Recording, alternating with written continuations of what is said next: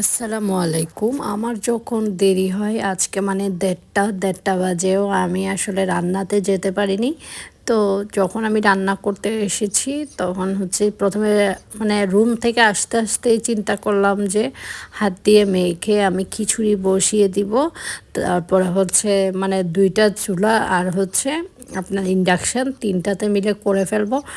তো গরম পানি ঢেলে দিয়েছি, একদম টমেটো, গাজর মানে খিচুড়িতে যা যা দেয় আর কি সব দিয়েছি। তারপরে হচ্ছে আপনার আর মুরগি বের করেছিলাম, মুরগিটা পানির মধ্যে দিয়ে এখানে কিন্তু আরও এক টুকরা ছিল, আমি বাবুর খিচুড়িতে দিয়ে দিয়েছি। তো আমি এটা ছোট একটা প্যাকেট বের করেছিলাম, পরে চিন্তা করলাম কম হবে, মানে আমি পরে ভাবলাম যে থাক দুপুরবেলা খেয়ে ফেলুক, পরে রাতেরটা দেখা যাবে ইনশাল্লাহ। তো আলু দিয়ে দিয়েছি এখানে। আর খিচুড়ি করলে আপনার মুরগির মাংস বা ডিম ভাজি বা বেগুন ভাজি এগুলো দিলেই কিন্তু আমাদের বাসায় হয়ে যায়।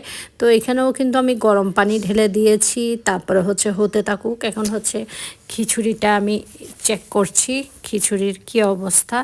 তো খিচুড়িতে আমি কাঁচামরিচ দিতে কিন্তু ভুলে গিয়েছিলাম, পরে ধনিয়া পাতার সাথে কাঁচামরিচ সহ অ্যাড করে দিয়ে এখন হচ্ছে ঢেকে আর হচ্ছে ইন্ডাকশনের একদম পাওয়ারটা কমিয়ে দিয়েছি, ৯-এর মধ্যে দিয়েছি আর কি। তো আস্তে আস্তে হতে থাকুক।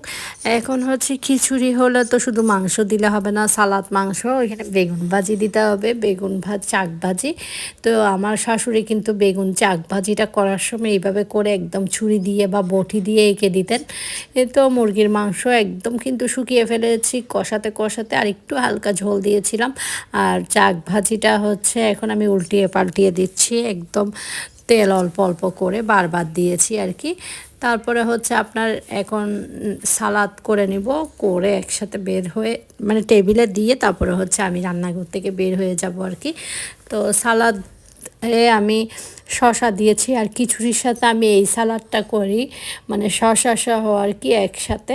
আর ধনিয়া পাতা আমার লাগছে কি একটু কম হয়েছে, আর একটু দিয়ে দিচ্ছি। তো ধনিয়া পাতা সালাদে একটু বেশি করে দিলে অনেক মানে আমার কাছে খুবই ভালো লাগে আর কি। তো আর সালাডটা হচ্ছে আমার কাছে এইভাবে একদম কচলালে তাহলেই লাগে কি অনেক বেশি মজা।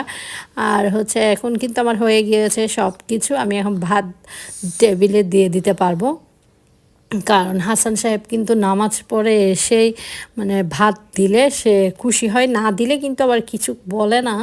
তো চুপ করে খবর দেখে আর কি বসে, কিন্তু আমি দিয়ে দিই মানে মসজিদ থেকে আসার একটু পরেই।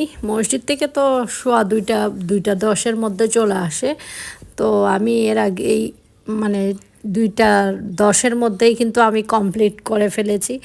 এই তো আমার খিচুড়ি, মাংস, এই তো এখন হচ্ছে খিচুড়িটা দিয়ে দিব, আর এই যে মাংসটা যেটা মুরগিটা রান্না করেছিলাম, এখন হচ্ছে খিচুড়িটা আপনাদেরকে দেখাবো কেমন হয়েছে, অবশ্যই কমেন্টস করবেন।